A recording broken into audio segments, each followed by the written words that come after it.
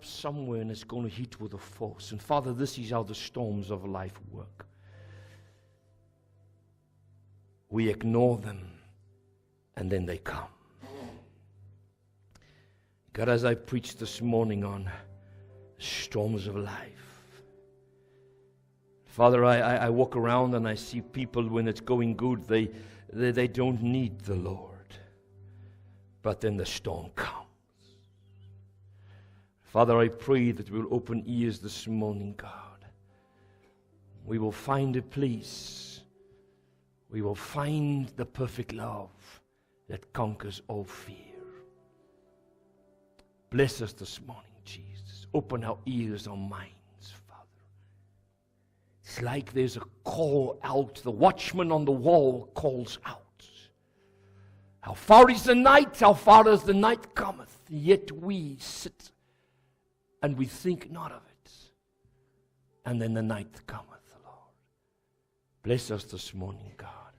We cannot play with these things as if it's marbles, God. We can't play with holy things as if it's not real.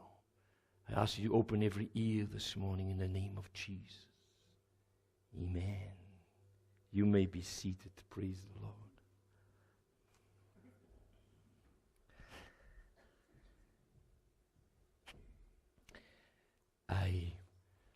I need to just start this morning by, when life is hard, fears attack.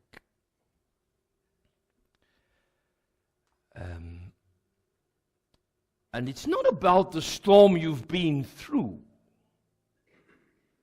It's about the storm to come. You can sit around and you can boast about the storm you've been through. But Jesus sounds an alarm and he says, it's about the storm to come. And I was moving in the Spirit, and I was just feasting at the table, and I thought to myself, God, why would you send out an alarm for something that is not yet here? And God says, that is the problem. It's when people are at ease and they don't see the storm coming that the danger comes to their lives. I need to read a piece this morning from John 4, verse 18, and it's only one verse, but it's such a powerful statement. John says, there is no fear in love, but perfect love casts out fear, because fear involves torment. But he who fears has not been made perfect in love. If I was a good father, and I warned not my children of the fire or of the dangers of life, I did not succeed being a father. I need to tell them about the dangers of life. And the Psychological Association says, and this is true facts, they found out that as long as you do not know about your sickness, nothing comes from it. But that is another fear. And the moment the doctor says there is a sickness, the mind switches on and you die sooner because you know now. And the mind cannot think healing anymore. The mind thinks death. It's like telling a patient he has cancer until you tell him, then he dies. And it's the same with our business and our marriages and our finances. And we come to know that fear is deadly. Fear is not something that you just take easily. And psychology says fear stops you in your tracks. It's fear that causes your problems. And that's why Jesus is so adamant. He says, fear not, for I am with you. When he comes out of the tomb, he says, fear not. And when he's on the water, he says, fear not. And you wonder how John came to find out what drives fear away. Because fear is a killer. It's a destroyer. And Satan's secret weapon is to kill and to steal and to destroy. And fear is the root of depression. And fear is the root of hopelessness and sickness and disease and failure. And fear is Satan's weapon. The fear of failure, the fear of the future, the fear of loss, and the fear of life itself. We fear death more than we fear Jesus. And fear is the root of suicides and addictions. The drug problem and the alcoholic problem, and it's all because of fear root. And people are in danger of destroying themselves because they have fear. And fear causes stress, and fear causes anxiety. And John must have noticed something that he says.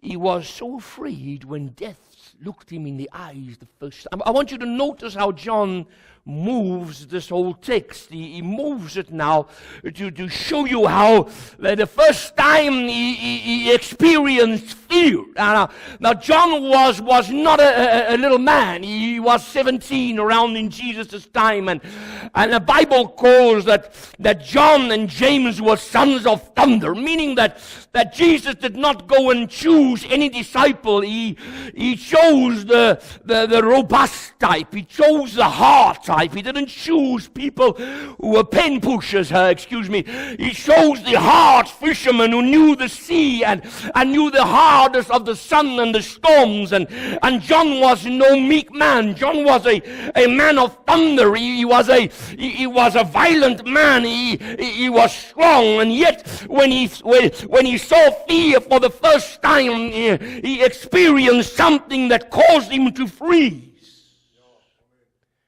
He had been a fisherman on these waters for many years, and he's known the storms, and he's known the thunder, and he knows how to fish, and he knows how to read the wind, and know when to go out and what time to come in. But the first time he experiences fear is when he sees fear looking in the face, and him and the disciples, and Jesus was asleep in the boat. When a seismic storm that picked up the boat, and these fishermen that knew about these things, how to drive the tides and how to ride the winds, and when to put down the mast sails and when to pick up the oar and row, they knew the sea. But the storm was different. The storm was a seismic storm that slashed up and down and took the boat and heaved it in the air and threw it down. And every plank of the boat seemed to just want to break in pieces, and demons were raging in anger. You could hear the anger in the lightning, and inside the boat was the one they were looking for, because this one sleeping in the boat, every demon and every devil and every evil presence was out of hell, because this man who was asleep in the boat, he has upset, he has caused hell, he is causing upset in the chambers of hell. There never has there been in history of mankind a man like this.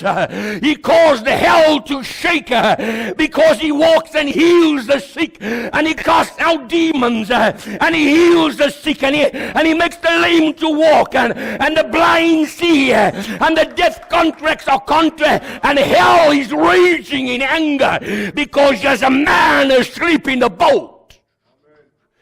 Maybe I get you alive because my God is alive, and Satan and the dark forces, they were struck in fear about this man sleeping in the boat.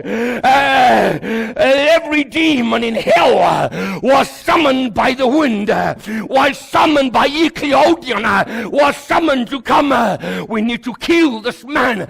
He's causing funny things, and Satan has has lost his power, and demons cannot control man no more. And Satan and the dark forces were not only struck with fear, but they struck with confusion.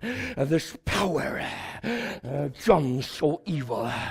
Oh, John saw evil in the eye, in the dark thunder that struck all over the sea of Galilee.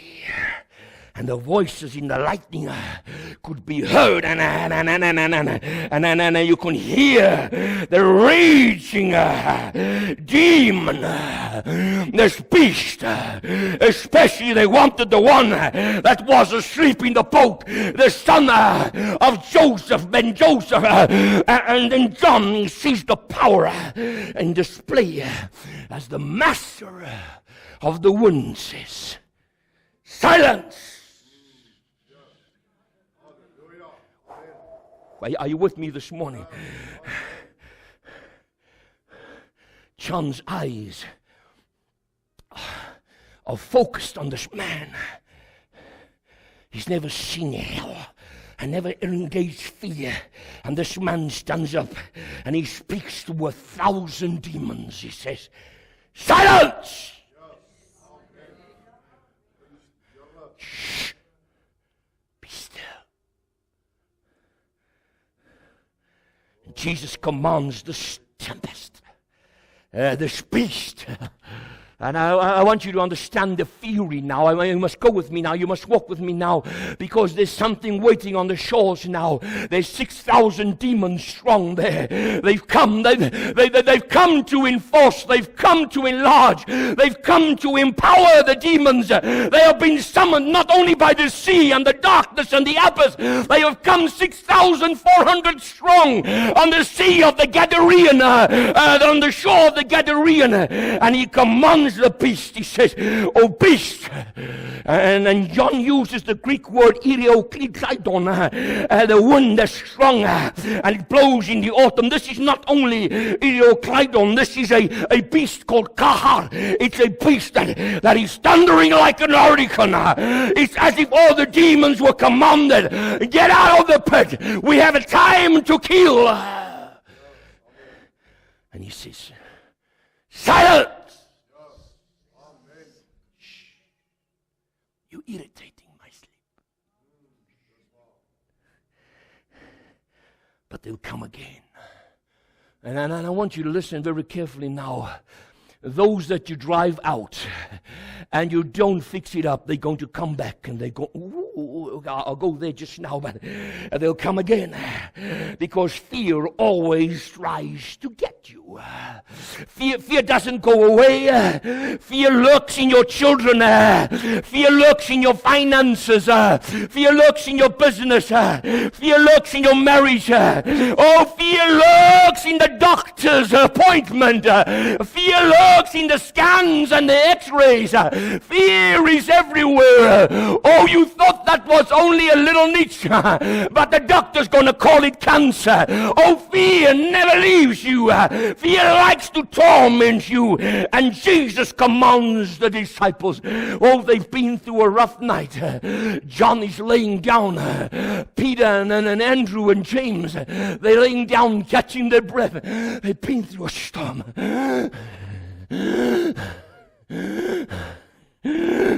And Jesus says, let's roll to the other side. No, Master, no. Don't you pity your disciples? Don't you know we've been through a storm? Take us to calm waters. Don't take us across. He says, go. We're going to the place of the graves. And they take up the oars, and the blood is pumping, and the mind is throbbing. They've seen fear. They've seen fear like no fisherman has ever seen. They've seen hell. And now he says, take up the oar and row. And they row across to the place of the graves now. Nobody goes there. Oh, no, nobody goes there, sir. Oh, Jesus, don't you know that place? The demons howl all at night. Whoa! And he said, the disciples can't make their minds now. Jesus, as they come closer to the shore of the Gadara, oh yes, they can hear the screams. Oh, from the graves cometh the howls. Oh, they hear the torment of this man. Oh, so scary and so dreadful. Oh, and evil lurks there. And yet Jesus says, let's go.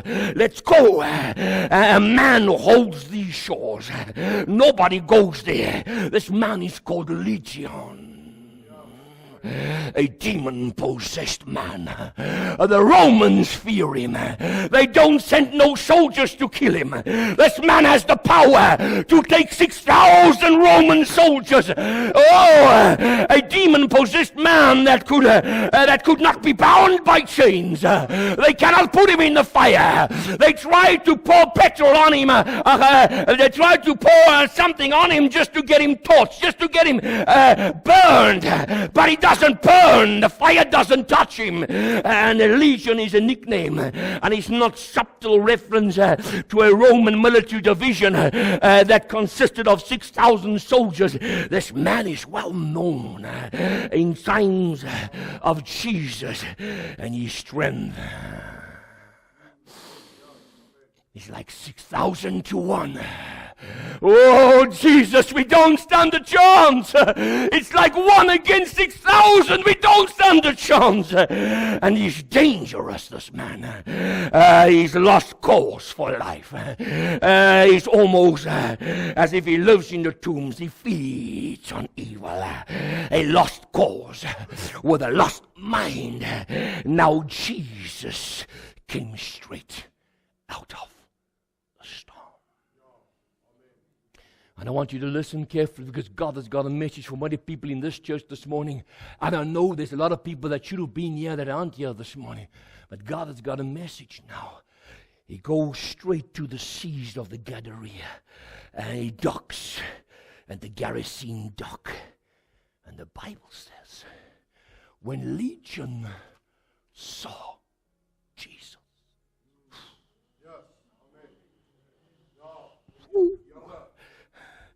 Ooh.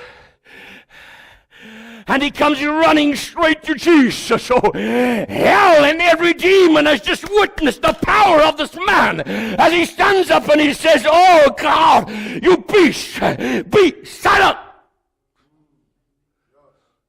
They come running to him, and a legion runs and to Jesus. He knows 6,000 don't stand a chance. And I want you to get the disciples now. It's the same way I see your eyes this morning. Oh, the disciples are still in shock. They still shaking. They still wondering, are they alive or are they dead? What they just experienced, the movie? Are they dead? Are they alive? And now they see this man with the 6,000 demons coming towards them. Where do they run to? Oh, the devil with fear makes you remember you cannot run there. You cannot run there. You cannot run there. You cannot run there. I got your finances, I got your marriage, I got your life, I got your health, so you're gonna die. And they don't know where to run now because they can't run back into the sea. They know what's in the sea. There is an equal, I don't know, oh God, I cannot go there. And now they face in front of them, they can't go back, they can't go forward, and in front of them stands the man with 6,000 demons. And they've just seen the demons, and now they witness another demon attack. But Legion falls on his knees. He says, Jesus, what have you come to do with me? I beg you, don't hurt me. Oh, don't put us in chains. Don't bound us in the dark abyss, please, Jesus. We know your power. If only your disciples and your church knew your power. Don't bind us, don't bind us. And they say, please send us into the swine. And there were a lot of swine, a lot of pigs around there. And no, I want you to listen. You must pay careful attention now. Because the right thing for Jesus to do that will make you happy, take these demons and bind them and take them out of my life, God, that I never see them again. But Jesus says, okay. No, you must stay with me now. You must, because it's not the storm that you've been through that's the problem, sir. It's the storm that's coming. No, he says, please, can drive us into the pigs. Don't send us to the abyss. Why don't you send? You see, the devil is a liar. The devil is so clever. I want you to listen now. If he can't get you the first time in the first storm, he's going full out power in the next storm. I want you to listen now. Now watch how the devil plays this now. Jesus isn't unknown with the devil. He says, can you cast us into the pigs? And Jesus says, sure. Oh, the devil. Watch the Satan is cunning. He is so cunning because he knows you'll be in life storm tomorrow again. He knows. He knows this is not the first financial attack that you're going to go through, sir. He knows this is not the first deathbed you're going to sit by a loved one. He knows there's more storms to come. He knows there's more storms to come. Now watch what he does now. He plays, and Jesus isn't unknown with his plans. He plays, and he tells you, Jesus, don't drive us into the abyss now. Why don't you send us in the pigs? And Jesus says, okay, go. And watch what the devil does. He causes the pigs to run over the cliff, and guess where the demons end up? They end up back in the sea. Oh, you don't get that now. God, I wish you'd take away these problems in my life. No. God's going to allow the enemy to get into the pigs of your life. And they drown, and the Bible says they drown in the sea. The pigs die, but the demons are now reinforced inside the sea of Galilee. Are you with me? Are you with me this morning? Your enemy likes to enlarge the attack of your life. This is how the devil plays you. When life gets hard, you are close to God and you come to church. But let it go good in your life. Let everything be nice in your life. That's when you stray far away from God. And you don't need God. Now watch now. Now we get a little closer. Devil is coming. And because he knows that fear drives all man, John has found the solution to this fear. He has found this perfect love because John calls it, he says, perfect love drives out fear. Now I want you to understand how you experience perfect love. It's not feelings, it's not words, it's not an act of compassion, meaning that I love you because I feel like it. No, you have to experience tough love to know perfect love. So John has now experienced death for the first time, and now for the second time he's experienced death once again. And because perfect love is to be fearless, John will learn something soon about this perfect love. He learned that if you fear God, you have nothing else to fear.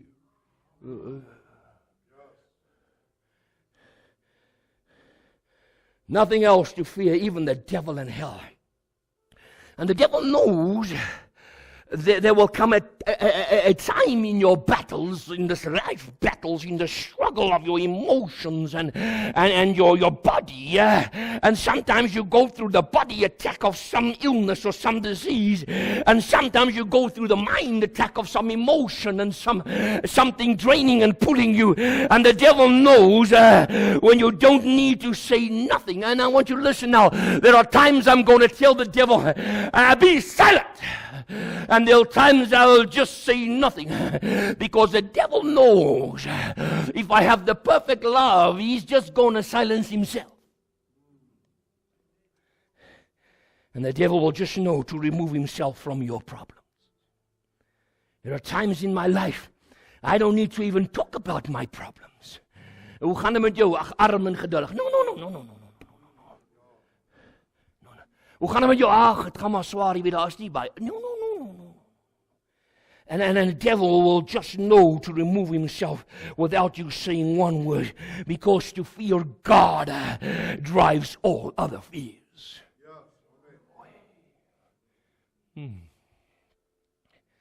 Now, psychologically, scientists have now declared that a man is born with two types of fears.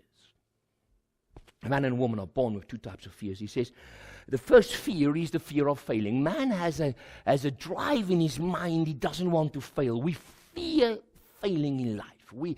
That's why we divorce and we hurt because we fear failing.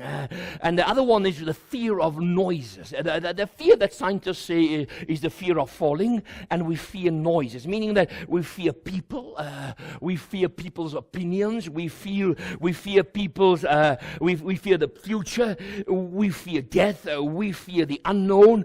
But they come to conclusion now that all other fears, because we learn those fears, we can unlearn those fears.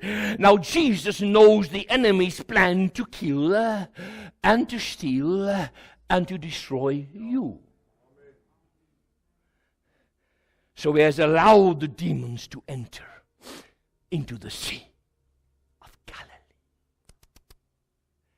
Ooh, this don't make sense. You're not there. You're not there. You're not there. John has been through hell, and he's seen the attack that comes from the sea's winds. And now Jesus still allows more evil into the sea. And soon he'll send the disciples all alone out on the same sea. Oh, you're not there yet. You thought the hardship you've come through now, you thought the battle that you've been through now, you thought that was it. You better get prepared for the next one to come, because it's not what you've been through, it's what you still got to go through. You see, I can be strong after the attack, but I can be weak before the attack. You better get yourself strong, because the same demons that asked Jesus, can you please put us into the pigs, they're the same ones who are launching the next attack. Now Jesus sends them out alone.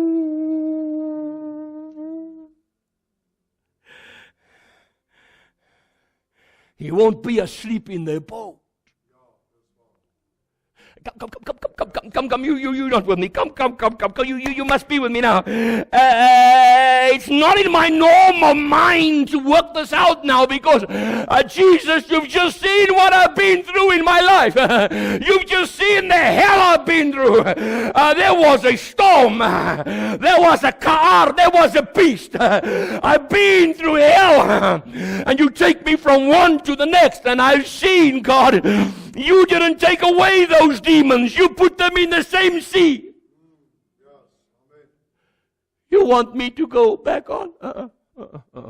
Come, talk to me. No, come be with me. Just turn to someone and say, I think that's crazy. Come. And now Jesus sends them alone. He won't be asleep in the boat. Get your mind around this. After seeing the evil killer beast in the storm and being eyewitness to the legion that caused these pigs to go crazy, disciples don't want to go. But I want you to listen now. John's going to tell you why he understands the perfect love. The disciples don't want to go. It's not about weak faith. Come Jesus, you mustn't talk about weak faith. Yeah, because Jesus is going to tell them they're weak faith. You're going to listen just now. He's going to tell them, oh, ye of weak faith. But they already know. Now Jesus knows what they're going to talk about when they at night, Are you sure he's our master? Are you sure you don't want to go back to fishing, Peter? Are you sure we're not following a madman? Oh, come on. This is not about weak faith. This is about common sense, man. We are not superstitious. We can see the witchcraft. No, we can't go back. And guess what? John, Philip, have you asked him, is he coming with us? I asked him, he said he's not going with us. No. I have a family. I have children. I might have signed up for some Jesus thing, but I'm not stupid. I'm not going back. I'm not going back. What type of Savior is this? He knows all the demons are angry. He knows they've tried to kill us the first time, and he still allowed them to enlarge their forces. Oh God. No. And then he still gave them the reinforcements by adding another 6,000. Oh no, God. Oh no. Are you ready for the next attack in your life? And now he stands on the shore with a smile on his face. Go. You know how John smiles? Peter says not a word. He's like, I knew this was not a good idea. I told you this is a madman.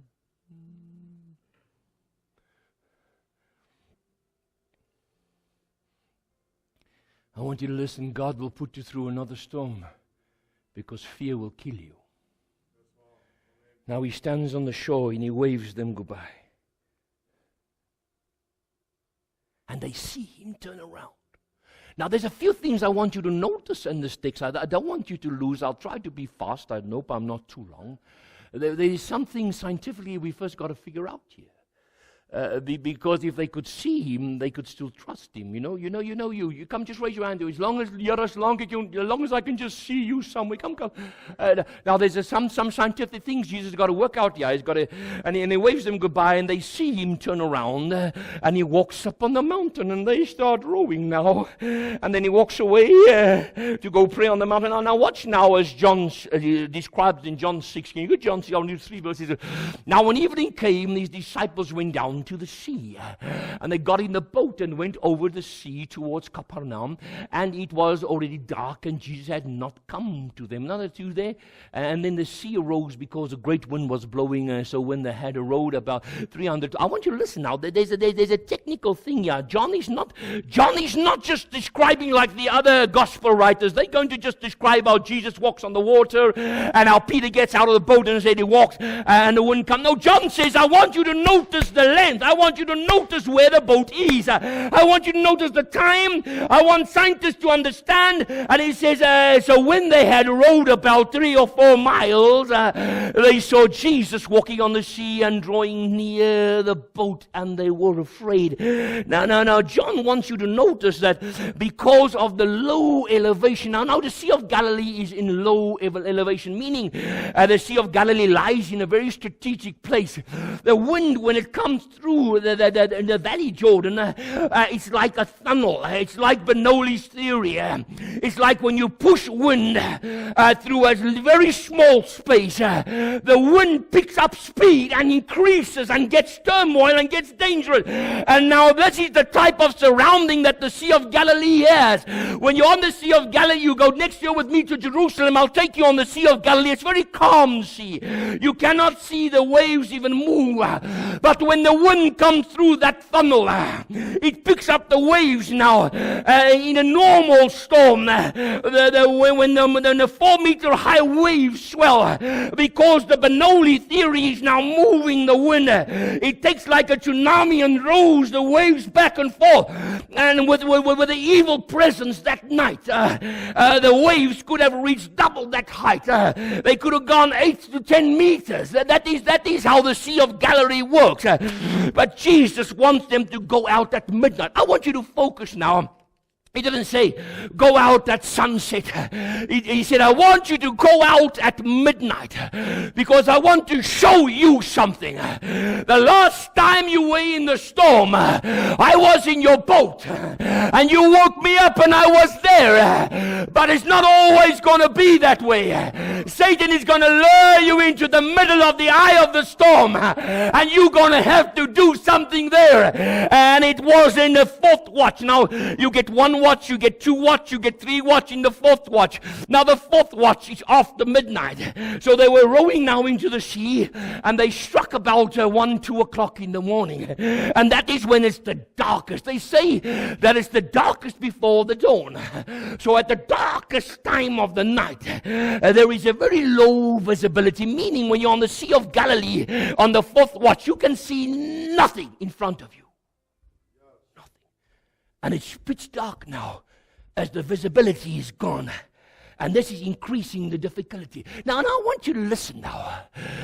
Satan will make your life so cloudy with your children's problems and your money problems. Are you listening what I'm saying to you? And he'll make your life so difficult with your family that you never got time to come to church. He'll make life a hell around you so you can see nothing else but darkness.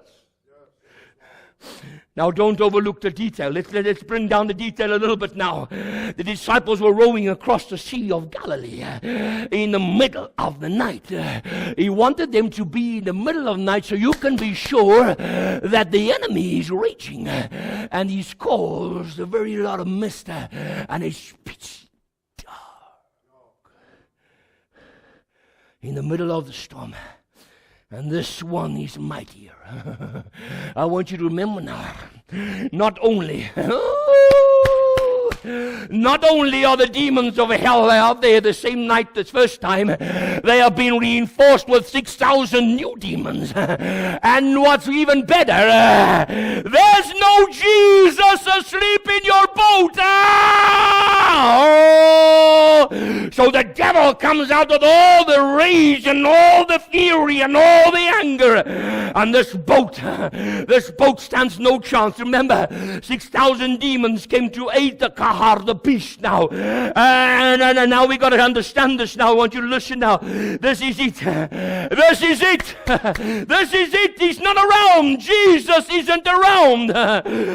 They looked. He was on the shore last time. Even the demons are confused. He wants darkness to be all around. He doesn't want to be visible. I'm going to show you where he's going to stand now. When you look across the horizon and you go outside here, you look on the earth. The earth is round now. And you're going to stand here and you want to see someone 3 kilometers away. You cannot, because the earth is round. You cannot see further than 1.8 kilometers. That's scientifically proven. So what the demons are?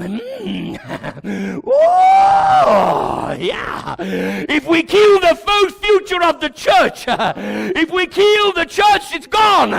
Jesus has abandoned you. Are you still okay down there? I'm nearly finished. And the disciples were only following the captain's orders.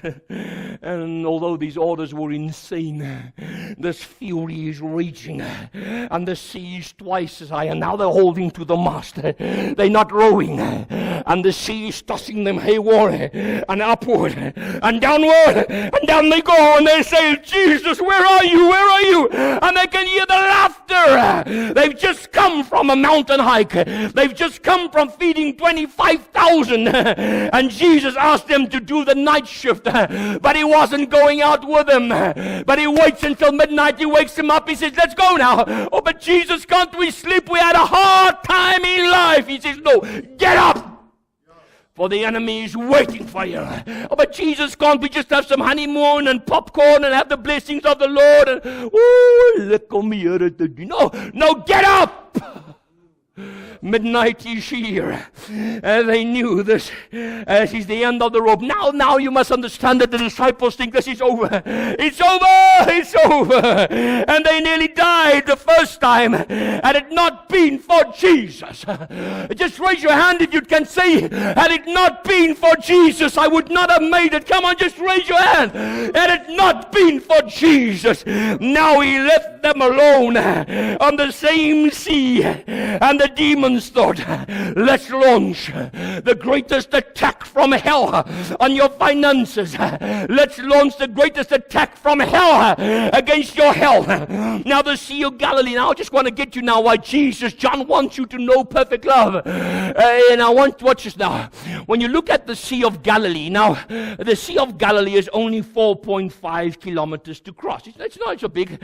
You can stand here, you can see the shore on the other side. 4.5 kilometers. Now, and a maximum depth, it doesn't have a big, it has a depth of only 502 meters. That's the depth of the Sea of Galilee. And John wants you to know the dimensions because he wants you to see something. Not only is it dark, and you cannot see anything around you, and the thunder is around.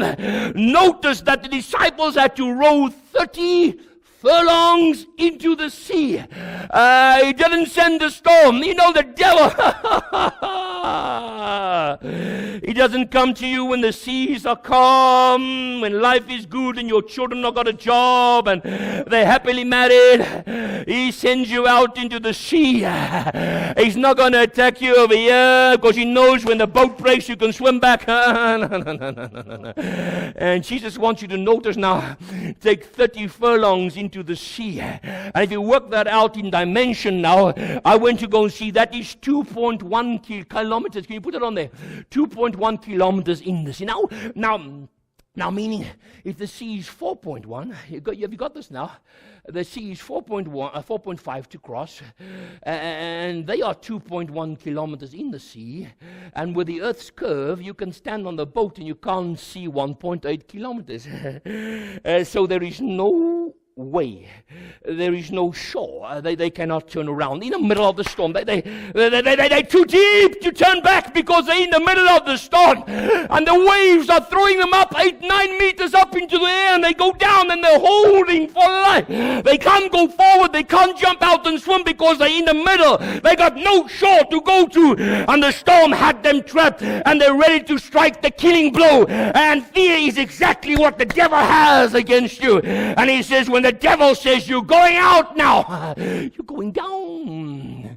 Have you read what the doctor said about the cancer? You're dead. He said, darkest hour, and disciples cannot see nothing. Now science has proven this, and I want you to know now, you cannot see past one. Guess where Jesus is walking? Oh, now, maybe you didn't understand this. Maybe you think about a nice little picture inside a nice book. But he wasn't only walking on the water. He was surfing the waves. You see Jesus walking on. No, those waves were 8 meters high. So up goes Jesus, down he comes. Oh, yeah.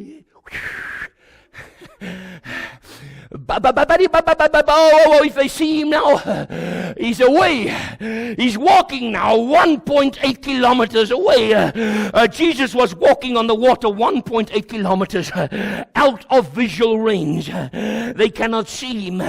But I want you to listen now. It doesn't matter where your Jesus is. He said, I will never leave you. I will never forsake you. Even if you don't see me, I will see you. And the devil wants us to feel the fear, because Jesus wants us to conquer our fear. Our fear is losing our life. He cares about every minute of my. No. Now he put it past science. He put it past the morning watch. He put it past the 6,000 demons. And he says, whatever you want to do to my disciples, do it. Have fun, do it. But I'm watching them. I'll be 1.8 kilometers away. He's the God who sees. The Bible calls him, in this text, it calls him Jehovah Roy, the omniscient one. He sees all, omniscient one, and he knows all. And he's the infinite insight, and he's the eternal foresight, meaning nothing catches him by surprise. He knew the pigs were going in to help. He knew why the demons wanted to drown the pigs in the sea. He knows the enemy is coming after you, but he's always watching you. In fact, he made provision for every contingency in human history before you were even attacked.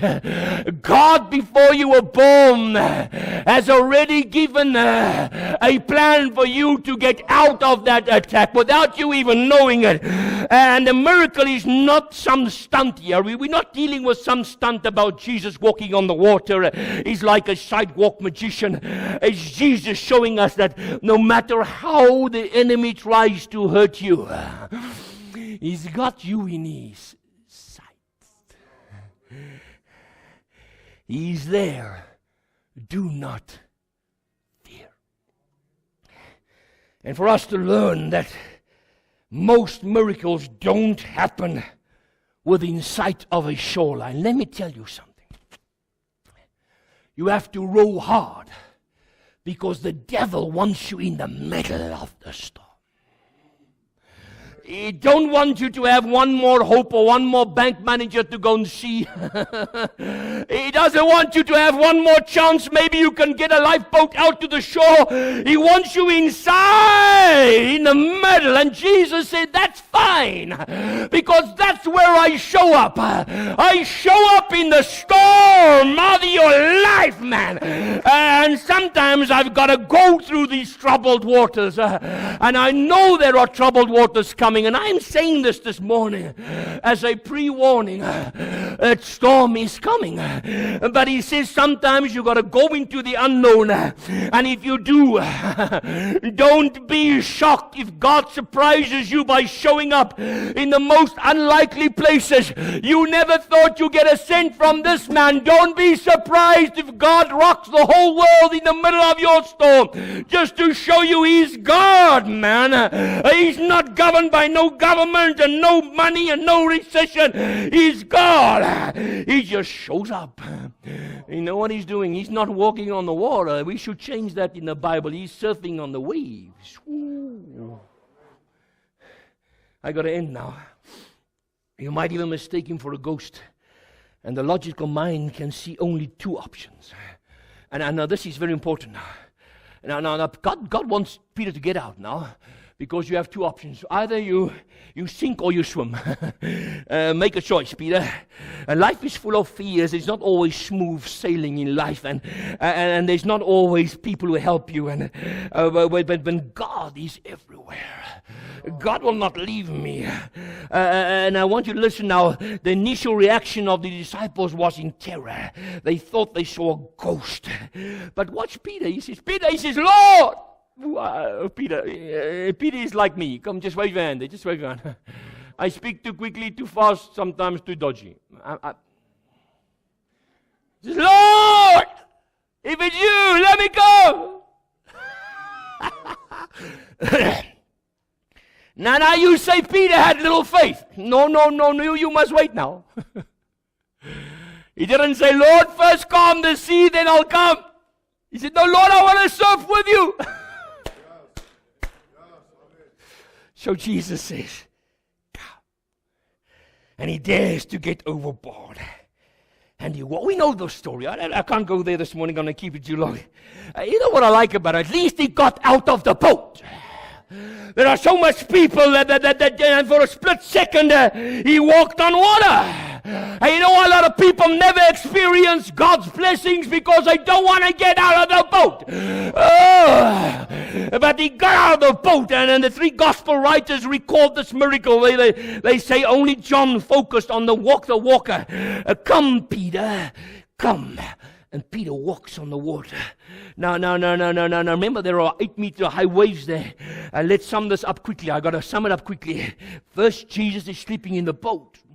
He says, be silent. Then he goes to the 6,000 legion. He says, get out. But now he says, nothing. When you've conquered your fear, and you understand Jesus will never leave you, because the fear of God cancels all other fear. There's times you won't have to say nothing to the demons that are hurting you. They just know. Shh. Can I use it? Shut up. Let's get out here. This man has the love in his heart. The tempest, the beast from hell, like a dog barking. Jesus says, be still. The 6,000 beg him, please, Lord. And all he does is he doesn't say a word. The Bible says he doesn't say a word. He gets in the boat. When he gets in the boat, the sea calms down. This is how you deal with fear. Just get the perfect love inside your boat. Now I want to move now and watch how demons keep quiet in your life. The devil knows with Jesus in your boat, all fear is. Just turn to someone. Come on, Millie. Say to someone, with Jesus in my boat, all fear is cast out. But now watch what the Hebrew writer now says. The Hebrew writer comes now in the book of Hebrew. He says in his epistle, he says that there are believers who walk in the twilight and bondage of the Old Testament, and there are believers who walk truly know the joy and the power of the New Testament, meaning those who have true fellowship with God and those who only need God when they're in trouble. And then he says it's like the Hebrew writer writes now, he says, but Christ is more than Moses. He says, and a solemn warning goes out to the people of Israel who came out of Egypt. He says, God has brought you out of Egypt. He's brought you out of this world. He's brought you out of sin. But now you only serve God when you need Him. And he says, there are those, they did not enter into Canaan. They never had the blessing of the Lord. They might have had a lot of money, but they missed Canaan. And there was a separation between the two, meaning some stayed in the wilderness their whole life long, and others entered into the blessings. And today, like in those days, we have people who are still controlled by their fear. Fear is in control. They have no peace. Can I go quickly? We sit with our heads in our hands and we say, God. And there's so much people in Christ who know no happiness. Their children give them all their hell. Sorry for the words. They have no money. They have no joy. They have no laughter. Life is just full of unhappiness. Their homes are a war zone. Parents don't talk to children. Children don't talk to parents. Family are fighting. And my emotions are falling apart. And I'm sick of worries. And I have no sleep. And I know no peace. And why do people never have peace? Because the Hebrew writer says that we must find this peace. Now he uses the word, he says, John calls this perfect love. But the Hebrew writer says that he uses an action strong word. He says, let us give diligence to enter that peace. Meaning find it quickly.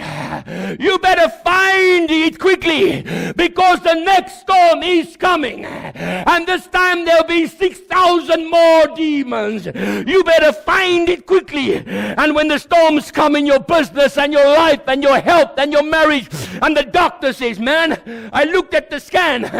It's not looking good. Jesus is saying to you now, you better find this peace quickly. Meaning find this rest in your soul.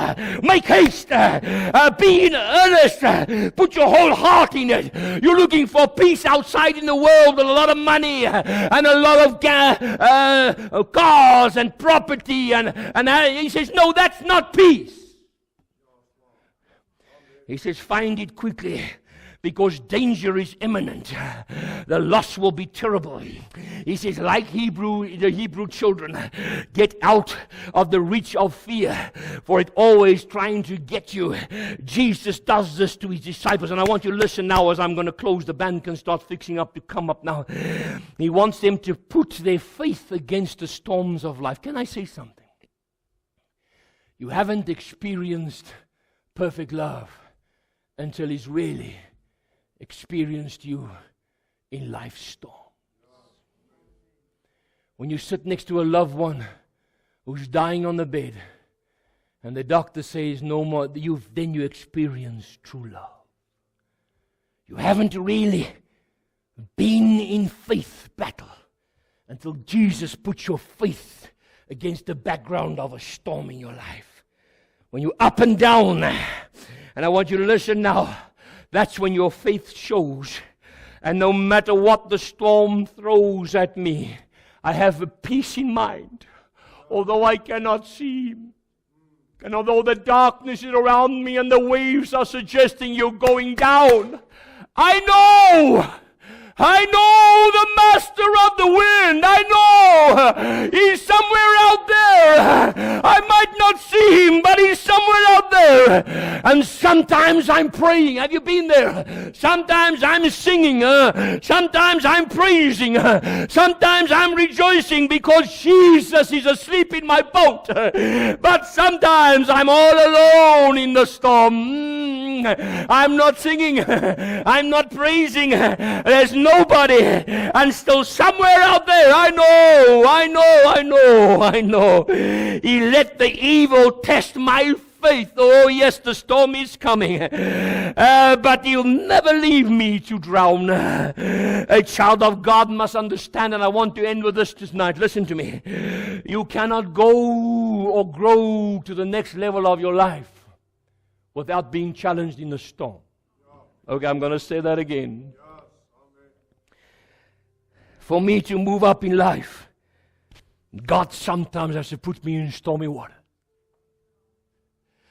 When I don't feel like, have you been there? When you don't feel like praying.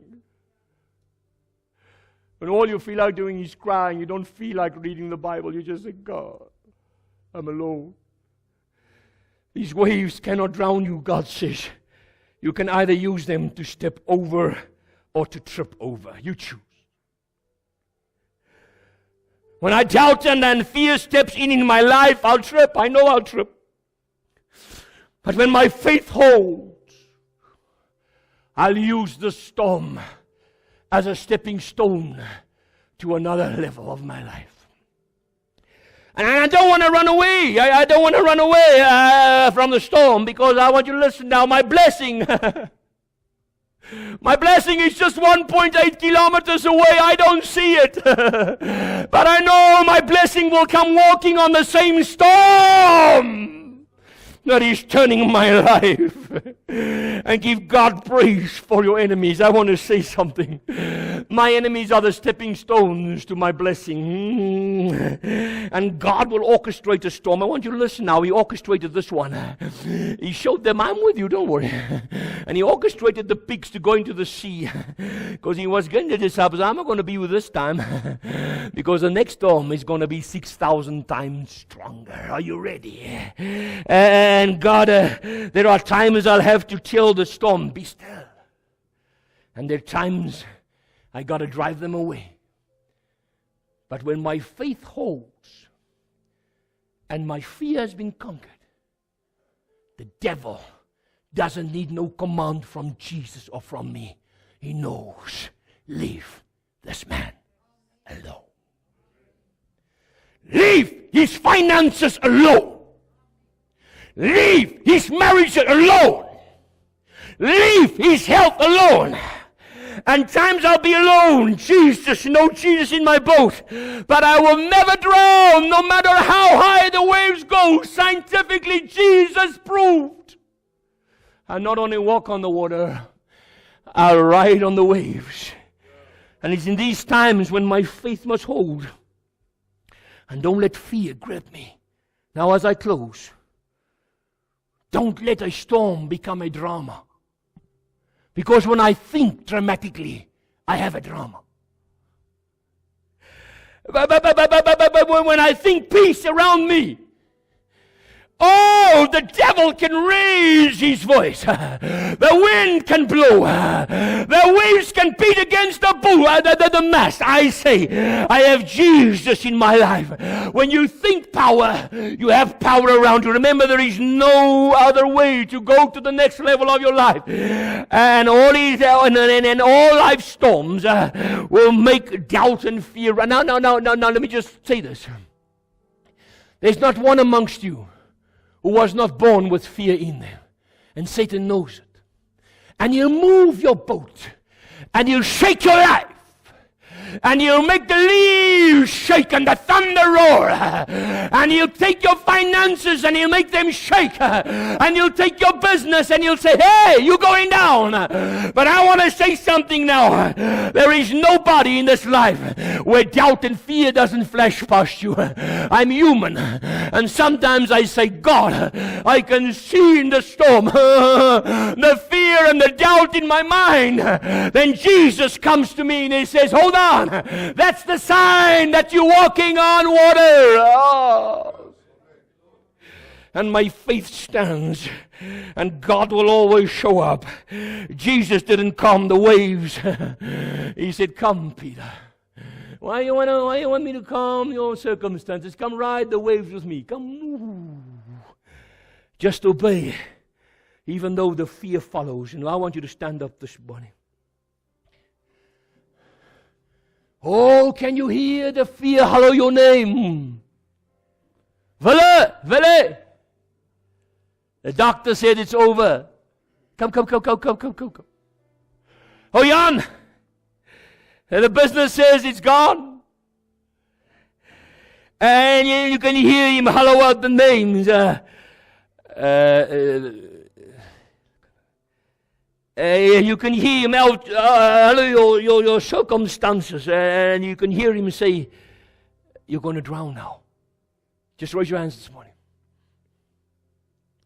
You're going to drown now. It's over. The doctor called it. Keep your eyes on the master of the wind. And that's how fear works.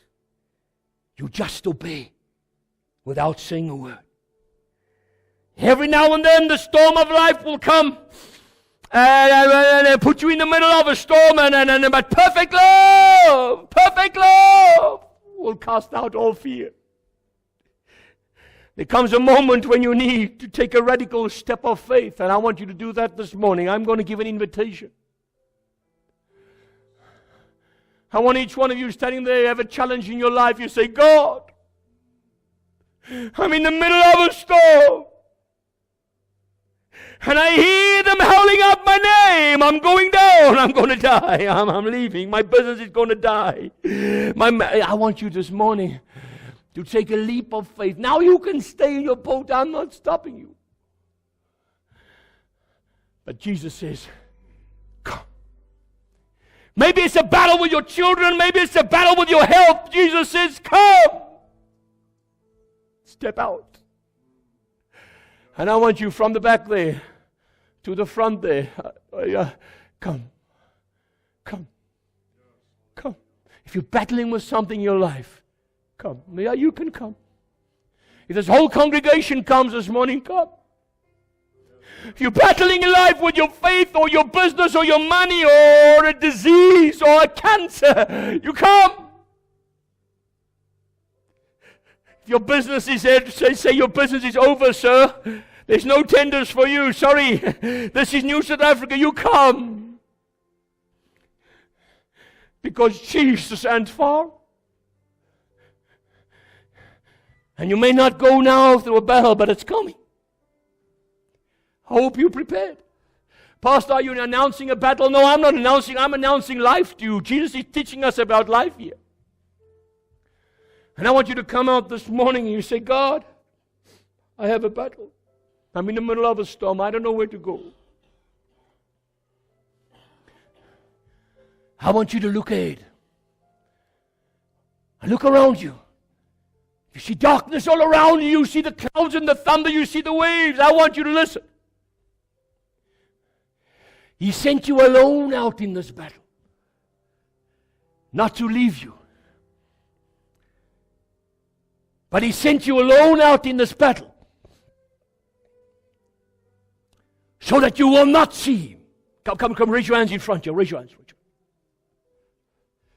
You cannot see the answer. Come on. You cannot see the financial outcome. Come on. You cannot see where you can get money for the next bread. Come on. You cannot see how the doctor can change the diagnosis. You cannot see your children coming to God. You cannot see. Listen, He's out of sight for a reason. So you may know, I'm watching you.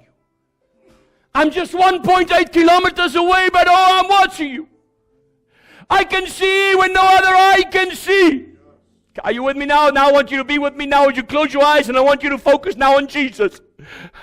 I see money where you don't see it. I see health where you don't see it. I see a door where you don't see it. I see a possibility where you don't see it. I see what you cannot see. All I want you to do is, hold on now. I don't want you to stay in your boat of circumstances. I don't want you to have a self-pity hold on to your mast. I am challenging you. Peter, come. Peter, come. For let fear not shake you this morning. Let fear not shake you about your future, about your husband, about your wife, about your kids, about your disease, about cancer, about finances, about your health. And let fear not shake you this morning. And say, God, I know the master of the world. He's watching and He's seeing what I cannot see. And all He says is, come. Come, Peter, come. Come, Peter. And if life puts you in the middle of a storm, I want you this morning, as I'm going to go down and just touch you, I'm not going to pray for you. I want you in the crowd just to come stand by them. I'm going to anoint you with oil. All I'm going to do, and you're going to say, Lord, I'm coming. All you're going to say is, Lord, I'm coming. Don't, this is not a sinner's prayer. You saying, Lord, I'm coming out of my financial problem. I'm coming out of this week, but I'm coming out, God. I'm coming out. Ray, say this morning in front of you. Say, I'm coming out, Lord. I'm coming out, Lord. I'm coming out. Don't wait for the storm to pass. Don't wait for the circumstances to calm down. No. You get out in that storm. You get out in that water. And you surf with the Lord. Keep your eyes on Him. He's the master of the wind.